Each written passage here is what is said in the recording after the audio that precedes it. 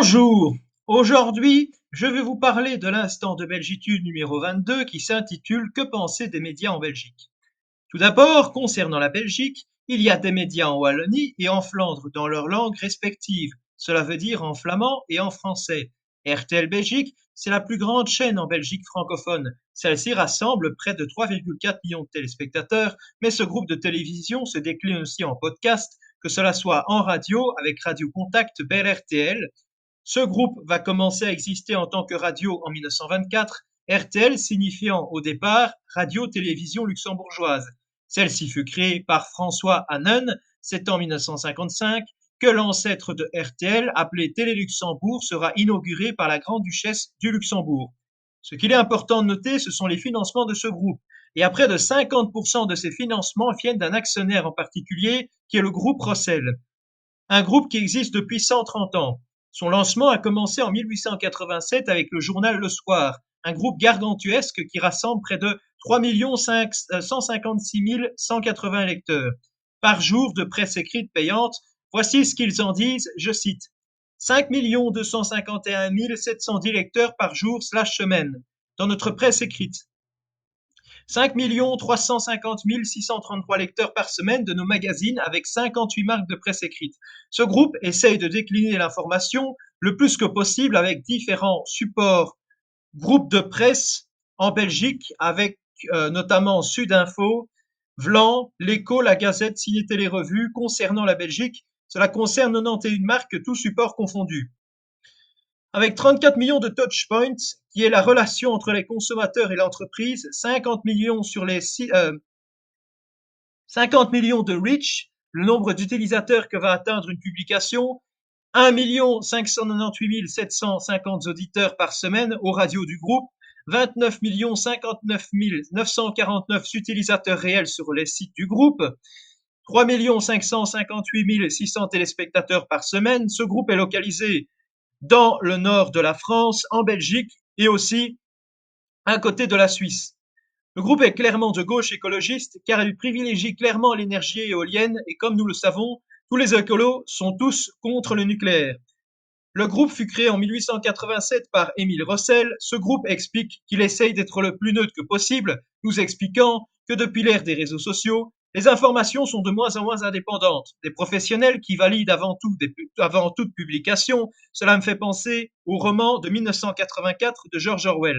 Mais validés sur quels critères? Les fact-checkers, et ce n'est un secret pour personne, qu'ils sont les chiens de garde de leurs maîtres gauchistes. Heureusement que les publications ne sont pas vérifiées à chaque fois avant leur publication, car sinon les droitards ne pourraient plus rien publier. Les fact-checkers nous expliquent, je cite, distinguer le vrai du faux, l'information de fond du simple fait divers, du buzz ou de la fake news.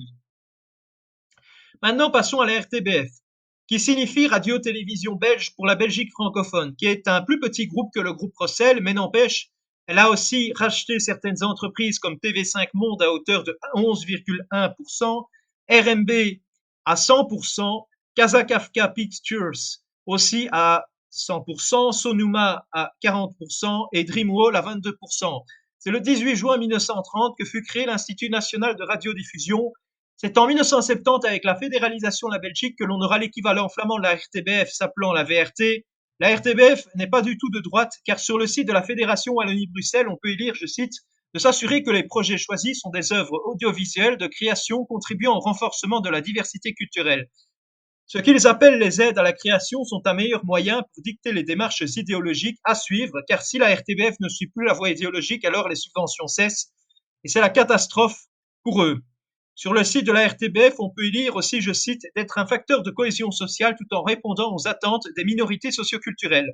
Sa programmation veut refléter différents courants d'idées de la société sans discrimination culturelle, raciale, idéologique, sexuelle, philosophique et religieuse et sans ségrégation sociale. Ce qui s'appelle l'antiracisme et qui est en fait un racisme puisqu'il y a une telle valorisation des minorités que les blancs sont diabolisés. Ce n'est pas la première fois que lorsque des faits de société que j'ai pu remarquer que l'origine de la personne est cachée, ce qui est très grave car c'est une politique de l'autruche pour que la cohésion sociale puisse tenir. Il ne parle pas de Wikipédia, de la radio, de... Et qu'est-ce que je raconte? Il ne parle pas de l'origine des agresseurs. Les subventions de la Fédération Wallonie-Bruxelles représentent près de 75% de son budget, c'est colossal. Selon le Wikipédia de la radio-télévision belge de la communauté française, la RTBF est dirigée par un conseil d'administration dont les membres sont élus conformément aux répartitions politiques au sein du conseil culturel de la communauté française de Belgique. Autorité de tutelle de la RTBF afin d'éviter que les membres du conseil d'administration de la RTBF appartiennent tous à la même tendance politique. Dire ça, c'est que du vent, car de 1, il y a le cordon sanitaire, de 2, tous les partis en Wallonie qui ont la possibilité de l'emporter sont tous, sans aucune exception, de nuance de gauche. La RTBF est la propriété de l'État et a 73 radiodiffuseurs dans 56 pays. Ce qui est assez louche, c'est qu'il mentionne Kinshasa, qui était l'ancienne ville, enfin le nouveau nom de l'ancienne ville de Léopoldville, qui a été renommée après l'indépendance. Pourquoi nommer cette ville en particulier? Concernant les radiodiffuseurs internationaux, euh, et pas d'autres villes. Peut-être que les gauchistes ont, comme tous les gauchistes, au fond d'eux, une nostalgie de la colonisation. Voici le passage sur le site de la RTBF. Je cite. En FM à Kinshasa et par satellite dans le reste de l'Afrique. Passons maintenant à la presse francophone. Tout d'abord, l'avenir. Dans l'avenir, nous avons l'actualité d'une Érythréenne titrée, je cite, On ne tue pas par amour. L'hommage à la jeune femme d'origine d'Érythrée, égorgée à Ivoire. Évidemment, c'est abominable, mais tous les jours, des Belges se font tuer, violer, etc. par des extra-européens. Et il n'y a pas un seul mot dans les médias. Après 7 pages de faits divers, je retrouve une information comme celle-là. Alors que des Belges tués par des extra-européens est beaucoup plus courant. Et donc, prendre cette actualité en particulier, ce n'est pas du tout objectif. L'avenir fait partie, tout comme d'autres médias, du grand groupe Corelio, en Belgique. Les médias sont détenus par 8 personnes très riches. La presse n'est pas neutre. Corelio est un grand groupe de médias détenu par Thomas Leysen et il est aussi le propriétaire de Media House Group qui arrive à influencer plus de la moitié des Belges.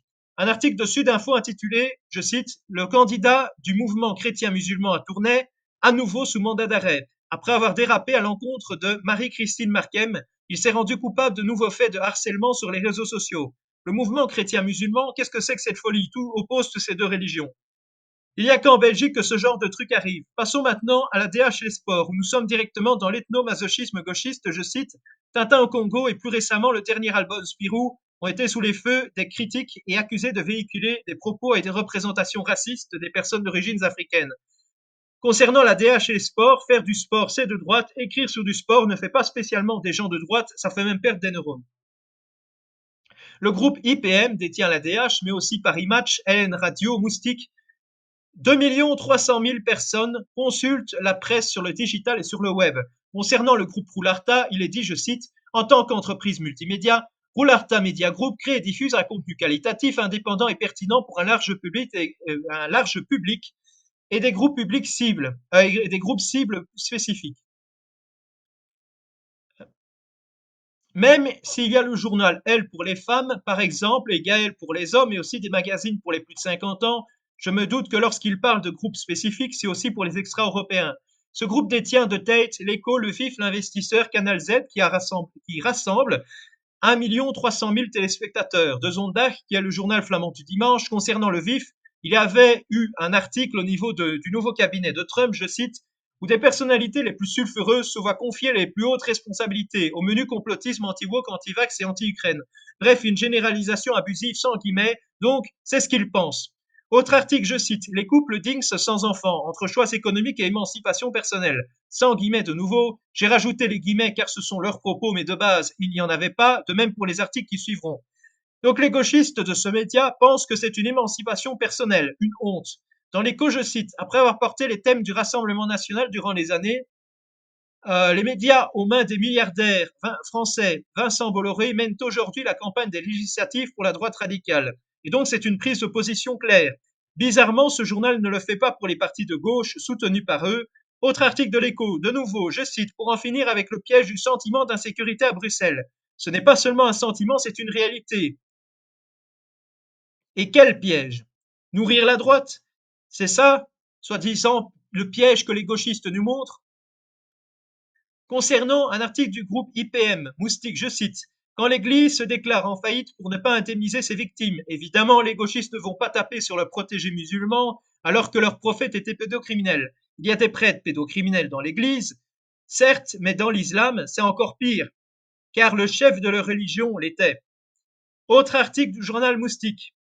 Je cite, L'extension des droits à l'avortement et surtout sa dépénalisation Total est de retour sur la scène politique, un enjeu majeur pour les droits des femmes, mais qui mérite mieux que des tours de passe-passe politiques. Donc ces gauchistes pensent que l'avortement est un droit alors qu'il sert des trafics d'organes sur le marché noir. Dans Le Soir, on peut y lire dans un article, je cite, les institutions culturelles sont soumises à une pression politique croissante qui restreint les libertés artistiques et d'expression et qui élimine ou interdit systématiquement tout ce qui s'écarte de la ligne politique des alliances conservatrices et nationalistes de droite.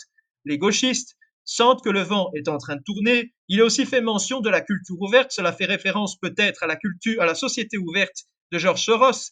Il y a un autre passage, je cite, en Autriche, le FPO, Parti nationaliste de droite, menace de supprimer le financement de la culture éveillée, ce qui englobe toute forme de culture au-delà des associations musicales locales. Les gauchistes flippent avec la fin de leur hégémonie culturelle. Autre article, je cite, seuls 20% des Wallons et des Bruxellois seront gérés par une femme bourgmestre, soit un pourcentage très en dessous de la proportion des femmes dans la population belge. C'est le signe qu'un déséquilibre patent dans la représentativité et la diversité au sommet du pouvoir communal et donc de la démocratie. Peut-être est-ce dû au fait que les femmes aiment moins participer à la politique car cela les intéresse moins. Les gauchistes pensent que les femmes, comme les hommes, sont les mêmes, alors que mettre des femmes juste pour mettre des femmes, sans les compétences requises, nous emmène tout droit à la catastrophe. Sur la VTM, qui est une chaîne de télévision flamande, qui veut dire Vlaamse Televisie Maatschappij, et qui veut dire Société de radiodiffusion flamande, Société de télévision flamande, elle a été créée le 1er février 1989. Cette chaîne est de droite car tout simplement les gauchistes considèrent que toute personne en dehors du mariage pour tous sont de droite. Donc les LGBTistes, le mariage est selon eux une épave du passé, une relique patriarcale, ce qui est du bullshit quand on sait que le mariage est avant tout un acte d'amour entre un homme et une femme qui s'aiment et qui construisent une union devant Dieu. C'est magnifique et c'est un témoignage véritable. Même s'il faut le reconnaître à l'époque, dans les sociétés occidentales, les nobles et les bourgeois se mariaient pour des intérêts financiers. Donc, comme j'ai pu le lire dans le livre Le Julien Rochdy, L'amour et la guerre, contrairement aux gauchistes qui occultent une partie de la réalité en disant que c'était des mariages arrangés seulement pour des femmes alors que les hommes le choisissaient, alors que c'est faux. Par contre, dans les classes populaires, les mariages par amour étaient très répandus. Ce qui est étrange avec ces sales gauchistes, c'est qu'ils s'attaquent au mariage catholique occidental alors que pour les gauchistes, cela ne leur pose aucun problème que dans les pays du tiers-monde qu'ils chérissent autant que des gamines soient mariées de force à de gros pervers de 60 ans, ce qui est horrible. Sur la VTM, il y a une émission qui s'appelle Blind Getrouwd, qui signifie marié à l'aveugle, où l'on voit clairement que c'est un homme et une femme sur la photo de l'émission, et donc la VTM est clairement de droite. La VRT est par contre de gauche. Je cite, VRT split, je vais y arriver. VRT speelt een belangrijke rol in het stimuleren van het brede maatschappelijk debat en heeft een plaats in het leven van alle Vlamingen en dit over generaties heen. Kinderen, jongeren, laaggeletterden, personen met een buitenlandse herkomst en mensen met een handicap zijn groepen waar de publieke omroep extra aandacht voor heeft. La traduction. La VRT joue un rôle important en stimulant le vaste débat social et a sa place dans la vie de tous les Flamands à travers les générations. Les enfants, les jeunes, les personnes peu alphabétisées, les personnes d'origines étrangères et les personnes handicapées sont des groupes auxquels la chaîne publique accorde une attention particulière. La VRT étant une chaîne de l'État, il ne fallait pas s'étonner qu'elle soit de gauche. Un peu plus loin, je cite, de programma's dragen bij tot de verdere ontwikkeling van de identiteit en de diversiteit van de Vlaamse cultuur en van een démocratisch en verdraagzaam samenleving. Voici la traduction. Les programmes contribuent au développement de l'identité et de la diversité de la culture flamande et d'une société démocratique et tolérante. La VRT n'a pas la même définition de l'identité flamande que vous et moi. Plus loin, je cite. Met het oog op het relevant zijn voor zoveel mogelijk Vlamingen streeft VRT naar een breed en algemeen publiek. Ze ambieert op die manier een maatschappelijk impact, het versterken van de democratie, het politiek, sociaal en cultureel burgerschap in de samenleving door bij te dragen aan een maatschappelijk en pluralistisch debat, de samenleving te documenteren en het stimuleren van de cultuur en talbeleving en de Vlaamse identiteit en diversiteit. Daarom streeft zij naar een leidinggevende rol op het gebied van cultuur en onafhankelijk informatie. Traduction. Afin de s'adresser au plus grand nombre possible de Flamands, la VRT s'efforce de toucher un public large et généraliste. De cette manière, elle aspire à avoir un impact social, renforcer la démocratie, la citoyenneté politique, sociale et culturelle et la société en contribuant à un débat social et pluraliste, en documentant la société et en stimulant l'expérience culturelle et linguistique ainsi que l'identité et la diversité flamande. C'est pourquoi elle aspire à jouer un rôle de leader dans le domaine de la culture et de l'information indépendante. De nouveau, une question de pognon. Plus loin, je cite. VRT heeft de engagementverklaring non-discriminatie van de Vlaamse overheid ondertekend. Et plus loin, je cite, alle VRT-medewerkers zullen uitgenodigd worden om zich aan te sluiten bij dit engagement en deze engagementverklaring te ondertekenen. Op 28 september 2016 tekenden in de Dossin-kazerne een eerste groep medewerkers deze verklaring. Cela veut dire, la VRT a signé la déclaration d'engagement de non-discrimination du gouvernement flamand. Tous les collaborateurs de la VRT seront invités à adhérer à cet engagement et à signer ces déclarations d'engagement. Le 28 septembre 2017, un premier groupe de salariés a signé cette déclaration à la caserne d'Ossin. Bref, c'est la discrimination dite positive et en plus, c'est dire de façon détournée que si vous êtes contre la discrimination positive, vous êtes un nazi, car la caserne d'Ossin représente beaucoup de choses très négatives, comme j'ai pu vous l'expliquer dans mon article concernant la Seconde Guerre mondiale en Belgique, car celle-ci était un endroit où partaient en train des Juifs en direction de l'Allemagne. Aujourd'hui, c'est un musée de mémoire. Het Nieuwsblad est un journal flamand, et quand l'on veut s'y inscrire sur le site, il y a quelque chose qui ne va pas. Il y a man et vrouw qui veut dire homme et femme, et puis ander qui veut dire autre. Donc cela signifie en gros les LGBT. Donc ils sont en fait ouvertement de gauche. Ils sont ouvertement de gauche et en plus, maintenant, regardons le journal flamand de Zondag, qui est le journal du dimanche. Je cite. Vandaag komen organisaties, activisten en gewoon burgers uit het hele land op straat om te demonstreren tegen racisme, discriminatie en de hardnekkige ongelijkheid in de samenleving. Gelijke rechten voor iedereen. Dat is het signaal dat we aan de wereld willen geven. Aldus Sarah Schepers, woordvoerster van platform 21 maart, mede-organisateur van de betoging. Traduction. Je cite. Aujourd'hui, des organisations, des militants et des citoyens ordinaires de tous les pays descendent dans la rue pour manifester contre le racisme, la discrimination et les inégalités persistantes dans la société. Sans guillemets, donc les gauchistes cautionnent ça. Des droits égaux pour tous, c'est le signal que nous voulons donner au monde, a déclaré Sarah Schepers, porte-parole de la plateforme 21 mars, co-organisatrice de la manifestation. Dans De Morgen, on peut y lire, je cite, De opkomst is ook veel hoger dan in 2016 en 2020 kiest Roemenië ook in het parlement voor extrême rechts. Traduction. Le taux de participation est élevé, bien plus qu'en 2016 et 2020. La Roumanie choisirait-elle l'extrême gauche au Parlement? Non, entre guillemets. Et en plus, lorsqu'ils parlent de ce qu'ils appellent l'extrême droite, ils se rangent du côté de la gauche, car c'est très rare qu'ils parlent d'extrême gauche quand il s'agit de leurs copains gauchistes. Autre article du journal de Morgen, je cite. Bij de lokale verkiezingen kwamen vooral vrouwen, jongeren en kortgescholden minder opdagen. Vlaams Belang was de grootste politiek verliezer. Traduction, traduction, je cite, les femmes, les jeunes et surtout les moins instruits ont été moins représentés aux élections locales. Le Vlaams Belang est le plus grand perdant politique. Ça sous-entend quoi? Que les gens qui voteraient à gauche seraient des gens supérieurs avec un QI plus élevé? Ces journalistes sont des sales gauchistes. Un autre passage, je cite, Wat vooral opvalt is dat ook vrouwen minder naar de stembus trokken. Recent onderzoek komt meestal tot de bevinding dat politiek geen mannenzaak meer is. Maar we stelden net een heel duidelijk gendereffect vast, zegt onderzoeker Bram Wouters, Universiteit van Gent. Traduction. Ce qui est particulièrement frappant, c'est que les femmes se rendent également moins souvent aux urnes. Des recherches récentes montrent généralement que la politique n'est plus une affaire d'hommes. Et nous avons simplement découvert un effet de genre très clair, explique le chercheur Brown Waters à l'université de Gand. Bref, la même chose que j'ai mentionné là tout à l'heure. Dans cette conclusion, je vais faire des commentaires sur le direct que je vous avais mentionné précédemment, que j'avais fait avec mon ami le youtubeur Vérité et Avenir il y a longtemps de cela au sujet des médias en Belgique.